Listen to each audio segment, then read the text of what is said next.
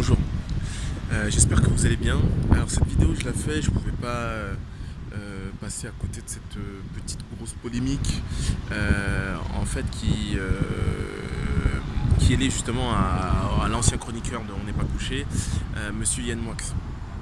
Alors Monsieur Yann Moix qui vient finalement d'avouer après maintes et maintes, comment dire, on l'avait pas accusé justement, on l'avait un peu désigné, disons, on l'avait désigné comme l'illustrateur de bande dessinée antisémite, allez, soyons fous, négationniste, antisioniste, donc la totale.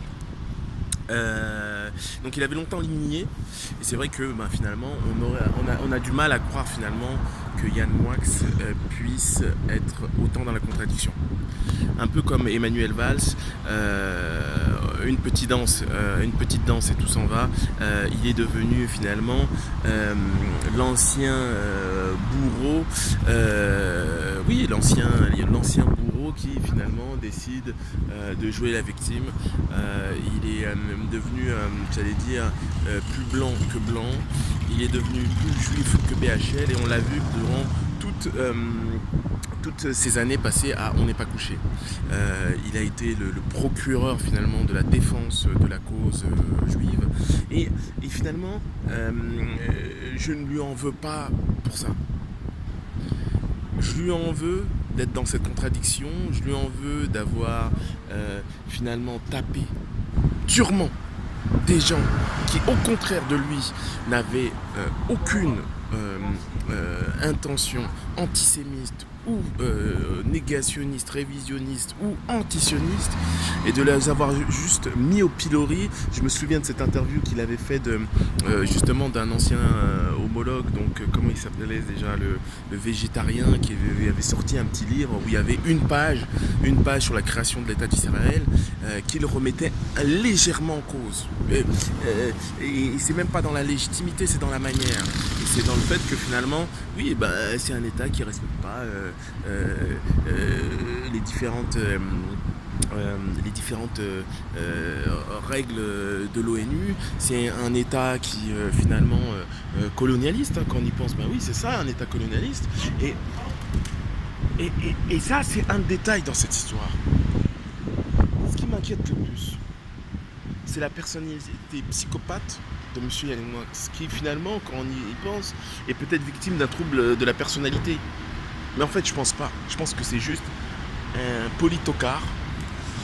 Un politocard dans le sens un ambitieux qui est prêt à tout. Il est prêt à tout pour la gloire. Et donc, cette histoire de oui, j'ai été antisémite dans ma jeunesse, oui, j'ai critiqué BHL, il n'est pas le seul.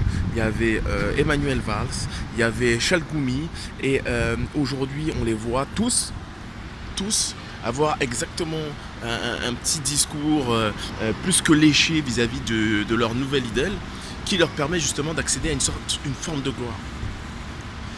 Oui, il faut voir la carrière de M. Yann Moix, c'est pas un mauvais, et il y en a des tonnes qui sont bons. Il y en a des tonnes d'artistes qui sont bons. Mais ce petit coup de pouce, il a fait son choix, il a choisi finalement peut-être d'aller contre ses idées, parce qu'aujourd'hui, qui peut dire ce que pense Yann Moix ? Qui peut le dire ? Il se dit stupide dans sa jeunesse, mais qui nous dit qu'il n'est pas stupide aujourd'hui ? Donc, qui peut dire aujourd'hui qui est Yann Moix ? Peut-être sa famille. Et c'est ça qu'on oublie. La vraie histoire, c'est ça. C'est qu'il vient de sortir un livre, il s'appelle Orléans. Ce livre est soi-disant un bijou littéraire, mais ce livre est un tissu de mensonges. On veut le faire passer pour une petite causette. Et lui, ce qu'il veut derrière tout ça, bien sûr, lui, ce qui l'intéresse, c'est le prestige, c'est la gloire. Et il est prêt à cracher sur sa famille. Donc moi, je vais te dire, Yann Moix, bien sûr, tu sais quoi, je te pardonne. Je te pardonne ta folie soi-disant de jeunesse. Ça, je te pardonne. Tu as le droit d'avoir des opinions. C'est vrai que le racisme, l'expression du racisme est interdite. Tu as le droit d'être raciste et tu as le droit d'être antisémite. Mais l'exprimer, ça, c'est autre chose. Et donc, bien sûr, tu as tort, mais je te pardonne. Mais je te pardonne pas de cracher sur ta famille. Parce qu'il y a des valeurs qui me sont toujours chères, à moi et à beaucoup de gens. Et donc ton livre, Orléans, qui est un tissu de mensonges, et justement ton frère en a magnifiquement parlé. Et là, comme de par hasard, on a cette histoire sur finalement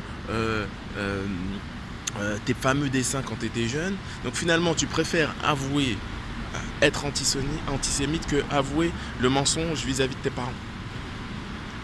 Tes parents que tu traites finalement comme s'il s'agissait des Thénardier ou etc., etc. Ton frère que tu traites de mytho, que tu menaces. Clairement, il y a des problèmes pathologiques et des signaux graves de, de, de, de problèmes psychiatriques liés à la sociopathie ou ouais, comment dire, je vais te dire, honnêtement, quand j'ai lu ton frère, waouh! C'est pas que c'était une claque, c'est pas qu'on s'y attend pas, mais c'est gros. C'est gros. Et ça devrait te déranger parce que là, il y a vraiment un problème mental. C'est-à-dire, quand tu nous dis que finalement, j'avais pas les bases quand j'avais 20 ans, excuse-moi, ce que tu faisais à ton petit frère, c'est très grave. Et aujourd'hui, toujours pas d'excuses. Excuse-toi d'abord pour ta famille, ton petit frère, avant de parler de tes erreurs de jeunesse. Hein, tes erreurs de jeunesse vis-à-vis d'une communauté. Et je ne dis pas, je n'essaye pas de dire qu'il y a un mal plus haut qu'un autre. Mais bien sûr qu'il y a des valeurs qui sont au-dessus des autres. Et la famille, c'est très important, c'est sacré, elle est attaquée tous les jours. Tous les jours, la notion de famille, elle est attaquée. Et quand toi, tu joues le bon samaritain avec les migrants, mais que tu n'es pas capable de dire la vérité sur tes parents, ou quand tu n'es pas capable de t'excuser vis-à-vis de ton petit frère, et que tu fais genre que tu n'as pas de famille, laisse-moi te dire une chose. C'est pas comme ça qu'on entre dans la postérité. L'histoire, elle va pas t'oublier.